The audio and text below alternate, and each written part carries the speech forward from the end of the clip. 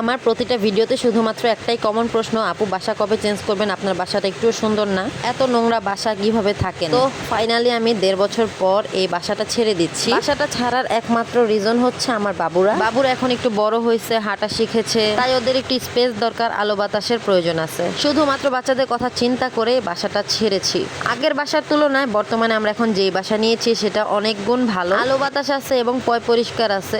তবে হ্যাঁ, বাসাটা রং করা নাই, আজকেই রং করে ফেলবো। আমরা জাস্ট কোনো মতে 1 তারিখে উঠছি। আমার এখানে ফ্রিজটা সারাদিন যেহেতু অফ ছিল, তো মাছ মাংস গলে যাচ্ছিল, তাই ভাবলাম রাতে যেহেতু বাসা রং করবে, আমি সবার আগে আমার ফ্রিজটাকে চালু করব। সেজন্য ফ্রিজে অনেকগুলো বরফ জমেছে, সেগুলো আমি পরিষ্কার করে নিচ্ছি। এই বরফ পরিষ্কার করতে গিয়ে আমার হাত পুরো জমে গিয়েছিল। যাক, ফাইনালি কোনো মতে একটু পরিষ্কার হয়েছে। এবার ভালোভাবে পানি দিয়ে মুছে আমি মাছ মাংসগুলো সবগুলো ফ্রিজে রেখে দিয়েছি। তো রাতের বেলা হচ্ছে রং করার লোকেরা এসে গিয়েছে, তারা পুরো দেওয়ালটাকে সুন্দরভাবে ঘষে এখন রংটা করছে। আর এখানে এত ধুলাবালি হচ্ছিল, আমি সেজন্য তাড়াতাড়ি করে বাচ্চাদেরকে নিয়ে বাবার বাসায় চলে এসেছি।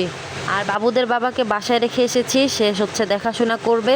কারণ এই ধুলাবালির মধ্যে সারাদিন তো বাচ্চারা ছিল, এখন যদি আরো থাকে তাহলে ওরা আরো অসুস্থ হয়ে পড়বে, ঠান্ডা লেগে যাবে। তো এখন বাবুরা তার নানার সাথে খেলাধুলা করতেছে। আর নতুন বাসার ব্লগ কিন্তু আপনারা পেয়ে যাবেন খুব শীঘ্রই, সেজন্য আমার পেজে ফলো দিয়ে রাখতে হবে।